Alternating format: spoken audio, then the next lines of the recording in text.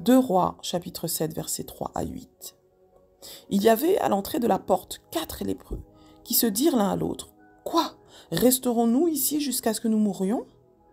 Si nous songeons à entrer dans la ville, la famine est dans la ville, et nous y mourrons. Et si nous restons ici, nous mourrons également. Allons nous jeter dans le camp des Syriens. S'ils nous laissent vivre, nous vivrons, et s'ils nous font mourir, nous mourrons. » Ils partirent donc au crépuscule pour se rendre au camp des Syriens. Et lorsqu'ils furent arrivés à l'entrée du camp des Syriens, voici, il n'y avait personne. Le Seigneur avait fait entendre dans le camp des Syriens un bruit de chars et un bruit de chevaux, le bruit d'une grande armée. Et ils s'étaient dit l'un l'autre, voici le roi d'Israël a pris à sa solde contre nous les rois des Hétiens et les rois des Égyptiens pour venir nous attaquer. Et ils se levèrent et prirent la fuite au crépuscule, abandonnant leurs tentes, leurs chevaux et leurs ânes, le camp tel qu'ils étaient, et ils s'enfuirent pour sauver leur vie. Les lépreux, étant arrivés à l'entrée du camp, pénétrèrent dans une tente, mangèrent et burent, et ils en emportèrent de l'argent, de l'or et des vêtements qu'ils allèrent cacher. Amen, amen. Oh, waouh, waouh.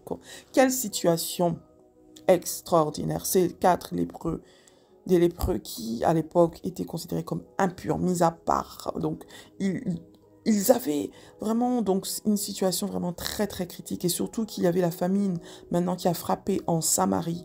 Et ils ont dû prendre une décision dans cette situation, dans cette crise. Ils se sont dit, est-ce qu'on va rester là à mourir? Si on ne fait rien, si on continue de faire la même chose, on aura toujours le même résultat. Et donc, ils ont décidé de braver, d'oser aller dans le camp de leurs ennemis pour voir si ils allaient pouvoir survivre. Et ça, c'était vraiment très courageux. Très courageux. Et oui, dans la vie, dans toute crise auquel tu fais face, à laquelle tu fais face, il y a une opportunité. Et ils ont vu l'opportunité. Ils se sont dit, mais finalement, on n'a rien à perdre en tentant. On a tout à gagner finalement. Sans savoir que la main de Dieu avait déjà agi. Que Dieu les attendait de l'autre côté pour pourvoir à leurs besoins et aux besoins du peuple d'Israël. Tu vois, dans la vie, il y a certaines situations que tu vis de manière répétitive qui perdurent et tu penses que la solution est dans ta zone de confort. Donc tu restes là et tu continues d'être frustré, découragé. Et là, tu as l'impression de complètement enterrer ta destinée. Parce que tu n'as pas bravé, osé faire ce que les autres n'osent pas faire. Aller là où les autres n'osent pas aller, là où Dieu t'attend. C'est toujours hors dehors de ta zone de confort, là où se trouve ta réelle croissance, là où se trouve ta réelle bénédiction. Là où Dieu a déjà pourvu.